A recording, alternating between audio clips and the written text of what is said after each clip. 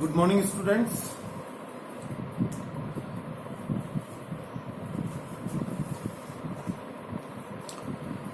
Last class में हमने integration का कुछ पार्ट पढ़ा था, उसके कुछ वीडियोस मैंने दिए हैं और अब हम आगे का स्टार्ट करते हैं। राजस्थान बोर्ड की जो बुक है आपकी, उसका एक्सरसाइज 9.2 के कुछ क्वेश्चंस आप लोगों ने किए थे। अभी हमने लास्ट क्वेश्चन जो किया था वो 13 का फर्स्ट किया था। अब 13 के सेकंड से हम आगे की क्वेश्चंस जो हैं आज करते हैं। देखिएगा क्वेश्चन नंबर 13 का सेकंड देखिए।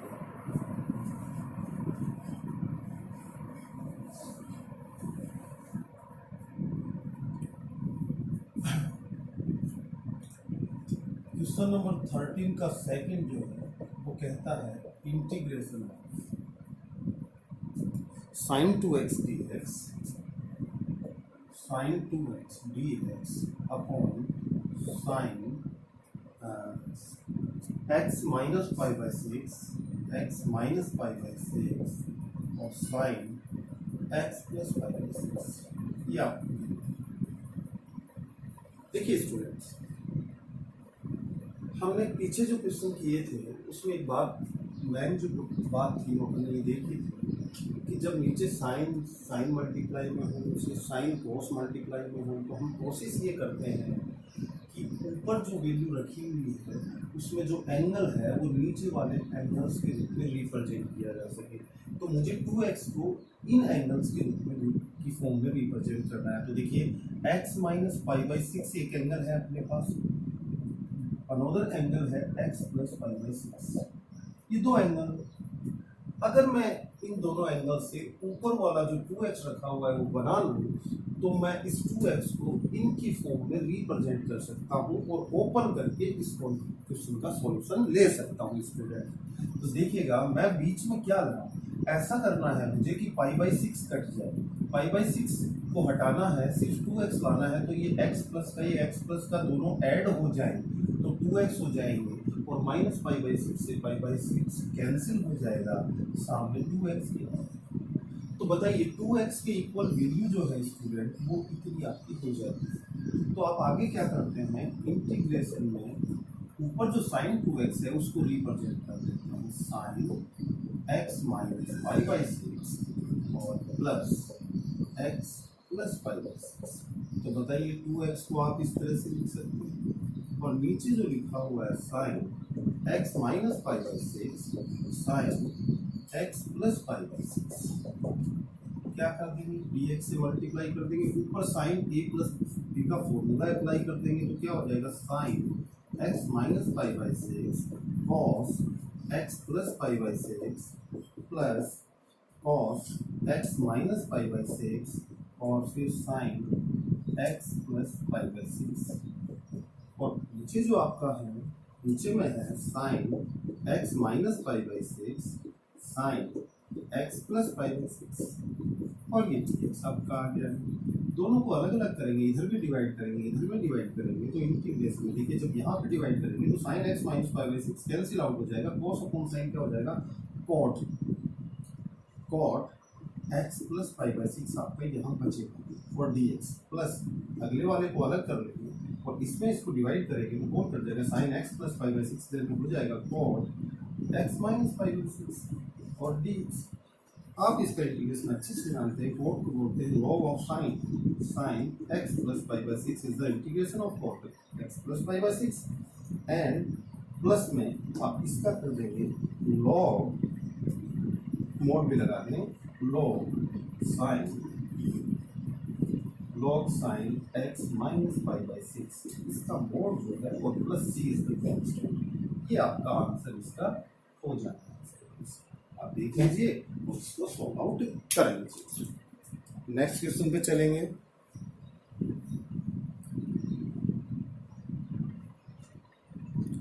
नेक्स्ट क्वेश्चन क्या कहता है देखिए,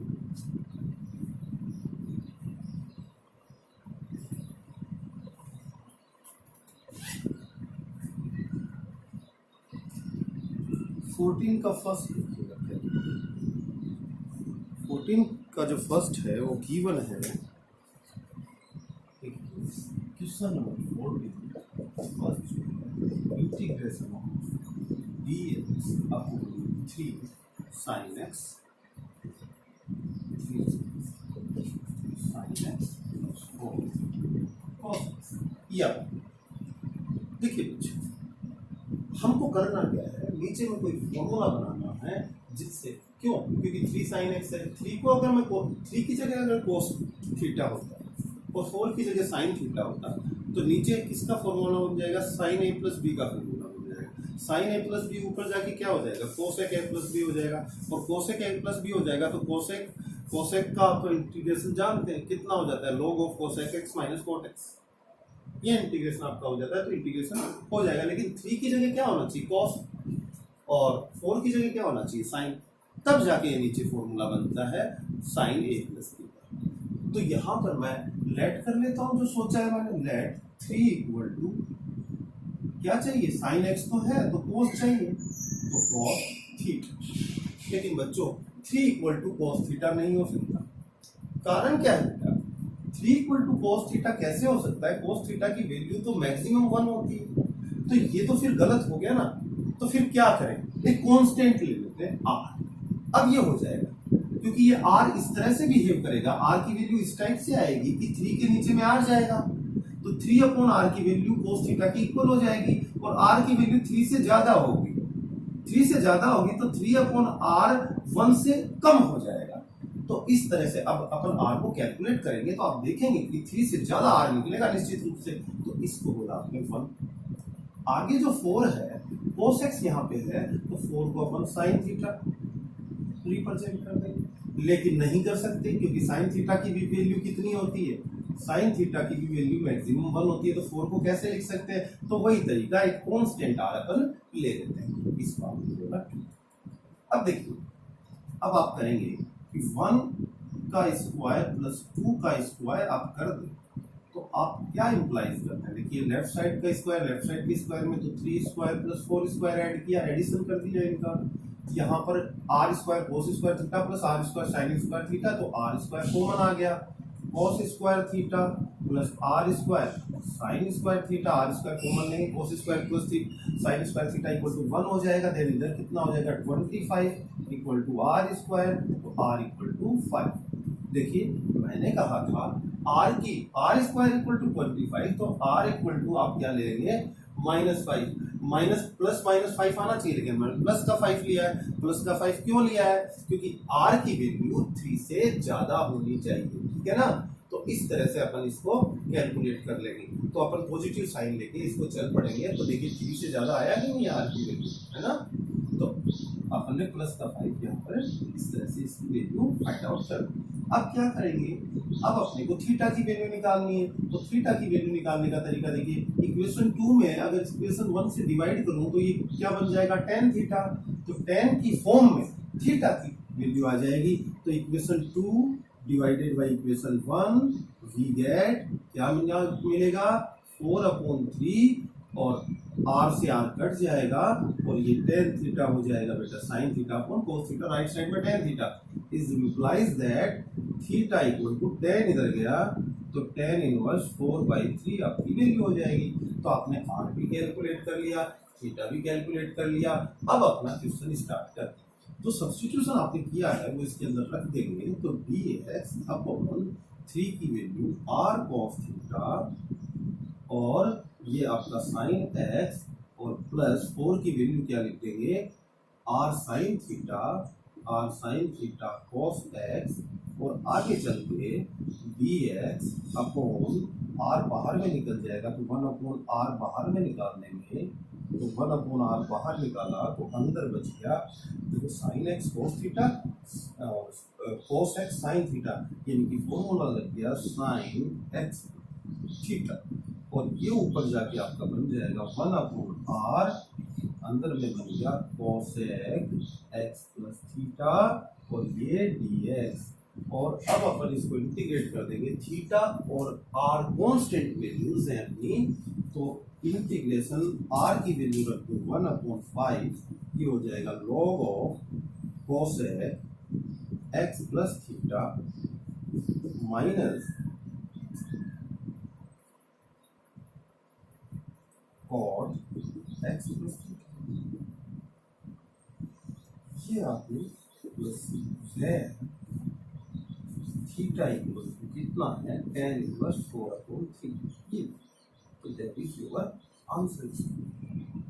थीटा की जगह क्या रख देंगे tan इनवर्स 4/3। जल्दी से इसे करने फिर आगे नेक्स्ट क्वेश्चन पे चलते हैं। नेक्स्ट क्वेश्चन है 14 का सेकंड देखते हैं। 14 का सेकंड देखेंगे तो देखिए क्या कहता है।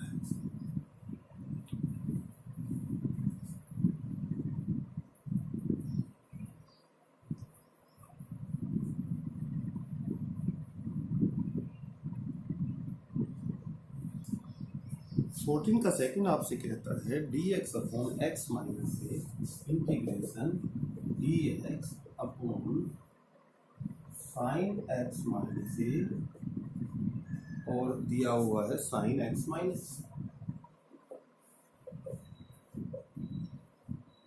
देखिए मुझे तो नीचे वाला एंगल ऊपर बनाना है जैसा कि पिछले क्वेश्चन में कर रहा हूँ। तो देखिए मैंने एक एंगल तो मुझे चाहिए एक्स माइनस ए, एक मुझे चाहिए एक्स माइनस बी। इन दोनों में देखो ऊपर कोई एंगल नहीं है, कोई साइन नहीं। पिछले वाले में तो 2x था, 2x बना लिया था।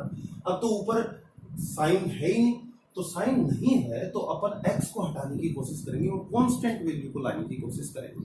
तो बीच में साइन माइनस का लगा दूं तो x से x कैंसिल हो जाएगा और ये वैल्यू किसके इक्वल हो जाएगी b माइनस a की इक्वल हो जाएगी। ये आप जानते हैं। तो देखिएगा अपन क्या करेंगे, अगर नहीं था ऊपर साइन, पिछले में तो साइन 2x था, इसमें क्या करेंगे ऊपर नीचे मल्टीप्लाई कर देंगे। साइन b माइनस ए से नीचे मल्टीप्लाई कर दिया और साइन b माइनस ए से ऊपर में मल्टीप्लाई कर दिया और dx, और नीचे हो गया sine x minus a sine x minus B. आगे 1 साइन b माइनस ए नीचे में रखा है और ये देखो ऊपर अपन इसको ओपन कर देंगे। साइन b माइनस ए को मैं लिख सकता हूँ, साइन b माइनस ए की वैल्यू रख सकता हूँ x minus a minus x minus b, ये वैल्यू मैंने रख दी। नीचे में है sine x minus a multiply by sine x minus b और dx है आपका। अब क्या करेंगे इंटीग्रेशन को 1 साइन b माइनस ए पीछे में रखा हुआ है, अंदर में देखिएगा ऊपर वाले को ओपन करेंगे तो sine x minus a cos x minus b minus cos x minus a sine x minus b और नीचे में आपका आ गया sine x minus a sine x minus b और dx। दोनों को अलग अलग कर देंगे तो इंटीग्रेशन देखिए 1 साइन b माइनस ए तो बाहर में है, b माइनस ए बाहर में है, अंदर में इसमें डिवाइड करेंगे तो साइन कट जाएगा, ये हो जाएगा कॉट x माइनस बी और माइनस कॉट x माइनस ए, बाकी कैंसिल आउट हो जाएंगे और ये dx। इसका तो कर देंगे 1 साइन b माइनस ए आपका बाहर में है, अंदर में इसका इंटीग्रेशन क्या हो जाएगा log of sine x minus b है और minus log sine x minus a और मोड भी लगाते हैं लॉग में, तो ये आपको पहले से ही पता है क्यों लगाते हैं, आपको बताया गया पिछले वीडियो इसी।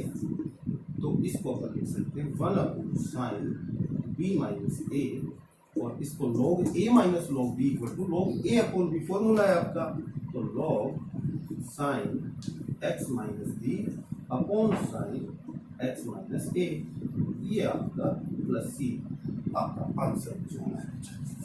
इसको कर लीजिए फिर नेक्स्ट पे चलते हैं।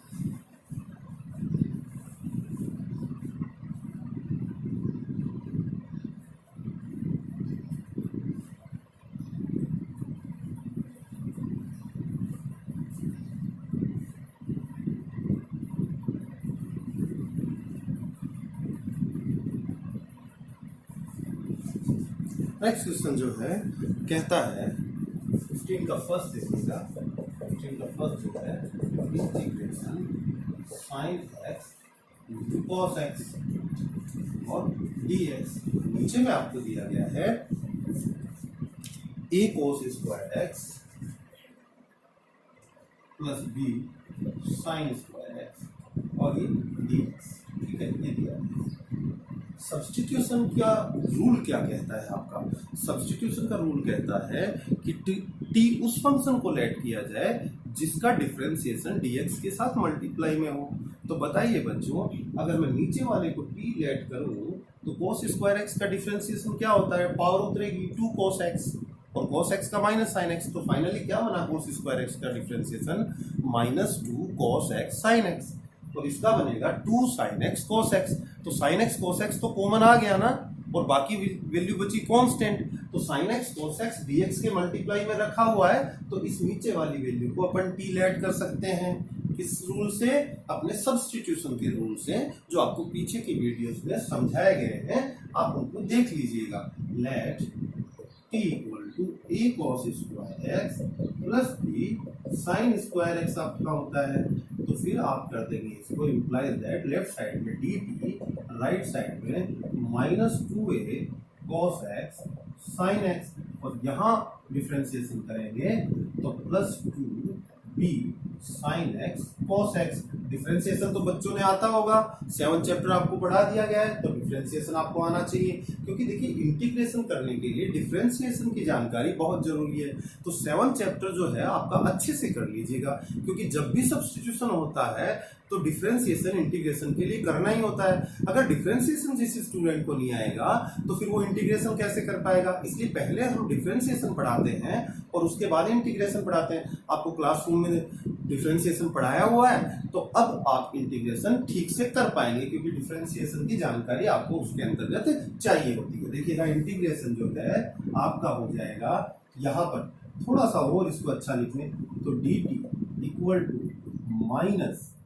सॉरी 2 कॉमन ले लीजिए, 2 कॉमन लेंगे तो यहाँ b माइनस a बच जाएगा, और आपका साइन x cos x और dx बच जाएगा, क्योंकि dx इधर मल्टीप्लाई में आएगा। जिस तरफ x का डिफरेंशिएशन होता है उधर मल्टीप्लाई में dx आता है, जिधर t के रेस्पेक्ट में डिफरेंशिएशन करते हैं उधर मल्टीप्लाई में dt आता है। अब इसको थोड़ा सा आगे बढ़ाएं तो dt upon 2 into b minus a equal to हो जाएगा sine x cos x dx, क्योंकि ये वैल्यू अपने पास sin x cos x into dx रखी हुई है, इसकी वैल्यू ये यहाँ पर पुट कर देंगे। तो इंटीग्रेशन में आफ्टर सब्स्टिट्यूशन आपका हो जाएगा, देखिए इस वैल्यू की जगह sin x cos x dx की जगह क्या लिखा जा सकता है? dt अपॉन, तो ये बाहर रख देंगे 2b माइनस ए, ठीक है, और अंदर में रख देंगे dt। तो बताइए इस वैल्यू की जगह तो ये पुट कर दी dt अपॉन दिस। फिर ये वैल्यू की बात आई, इसको क्या लेट किया हुआ है? t, तो बच्चों 1 अपॉन 2b माइनस ए और लॉग ऑफ कितना हो जाएगा? t और प्लस c। आप इंटीग्रेशन को t की वैल्यू वापस पुट करेंगे तो 1 अपॉन 2b माइनस ए आपका फाइनली जो आंसर हो जाएगा log of a cos square x plus b sine square x आपका हो जाना है। That is your answer students. इसको नोट कर लीजिए, फिर आप आगे बढ़ेंगे।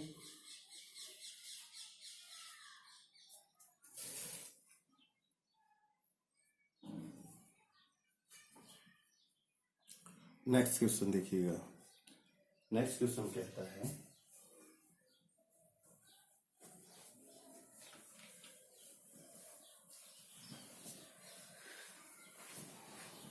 नेक्स्ट क्वेश्चन है आपका sec x, क्वेश्चन नंबर 15 का सेकंड, क्वेश्चन नंबर 15 का सेकंड अपन करते हैं। इंटीग्रेशन दिया हुआ है आपको, इंटीग्रेशन में ऊपर में लिखा हुआ है sec x dx और में है sec x dx। Under root में क्या है आपका? अंडर रूट में है sin 2x plus alpha, sin 2x plus alpha, और मल्टीप्लाई में आपको दिया है plus sine alpha, plus sine alpha. इसको देखिए साइन 2x प्लस एल्फा को अपन क्या कर देंगे? ओपन कर देंगे साइन a प्लस बी से, तो आगे देखेंगे कुछ न कुछ अपने पास निकल कर आएगा। आगे करते हैं अपन, तो sec x dx अपॉन, इसको ओपन किया तो sine 2x cos alpha plus cos 2x sine alpha और प्लस साइन एल्फा, ये आपका आ गया अंडर रूट। ठीक है, अब इंटीग्रेशन को यहाँ आगे बढ़ाते हैं। इंटीग्रेशन में ऊपर में है sec x dx, नीचे में देखिएगा साइन अल्फा कॉमन ले लेंगे तो 1 प्लस cos 2x हो जाएगा। तो ये साइन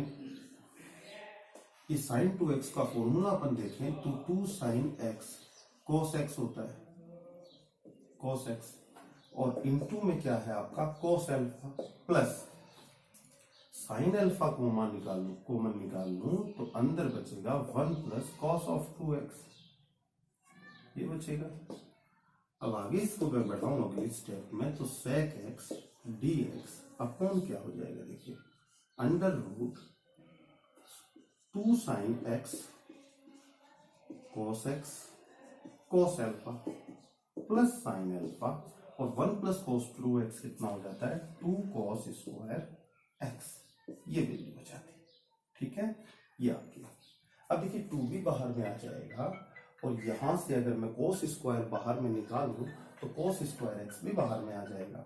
तो cos स्क्वायर x जब मैं बाहर 2 बाहर आएगा तो रूट अंडर रूट लगा हुआ है ना, तो बाहर रूट 2 आएगा, और cos स्क्वायर x को यहां से लोगे तो cos स्क्वायर x ये बाहर आ जाएगा, लेकिन यहां पर सिर्फ cos x है तो एक cos से डिवाइड हो जाएगा, तो साइन अपॉन cos क्या बन जाएगा, tan बन जाएगा। यहाँ पे साइन अल्फा बचेगा, ये पूरी वैल्यू कांस्टेंट वैल्यू बच जाएगी, और जो बाहर cos स्क्वायर आएगा वो बाहर आके cos होगा, cos ऊपर जाके क्या बन जाएगा sec, एक पहले से रखा हुआ है एक और sec मिलेगा तो sec स्क्वायर x बन जाएगा। तो tan x को अपन t लेट कर देंगे तो sec square dx equal to dt, ये सब्स्टिट्यूशन अपने हो जाएगा। इसलिए मैं cos स्क्वायर x को कॉमन लेना चाहता हूं और साथ में 2 को भी कॉमन लेना चाहता हूं, तो इंटीग्रेशन बाहर में देखिए sec x dx, नीचे में अंडर रूट से बाहर ले लिया रूट 2 और cos स्क्वायर x लिया तो बाहर आके cos x, और ये अंडर रूट में अंदर आपको बच गया 2 भी बाहर आ गया, यहां से cos 1 आ गया, cos का डिवाइड किया तो tan x and cos alpha, और प्लस 2 cos स्क्वायर x बाहर आ गया तो क्या बन गया sin अल्फा, ये आपका हो जाना है। अब इसमें आगे क्या करेंगे, अब इसमें cos x ऊपर जाएगा तो sec स्क्वायर x हो जाएगा, तो आगे अपना हो जाएगा 1 अपॉन रूट 2, तो बाहर आ गया कांस्टेंट वैल्यू है बेटा, ये देखिए ये 1 अपॉन रूट 2 तो बाहर आ गया, और ऊपर हो गया sec स्क्वायर x dx, और नीचे हो गया tan x cos अल्फा और प्लस साइन अल्फा। अब बताओ ये जो अंडर रूट के अंदर जो भी वैल्यू रखी है, अगर मैं इसको t लेट कर दूं तो देखो ये तो कांस्टेंट वैल्यू है, ये कांस्टेंट वैल्यू है, इसका तो 0 हो जाएगा, ये मल्टीप्लाई में रहेगी, tan x का क्या हो जाएगा sec स्क्वायर dx मिल जाएगा आपको। तो ये सब्स्टिट्यूशन का रूल है, t किसको लेट करना है, जिसका डिफरेंशिएशन dx के मल्टीप्लाई में हो। तो tan x का differentiation sec square x multiply में, तो let t equal to tan x cos alpha plus में क्या आ गया sin अल्फा।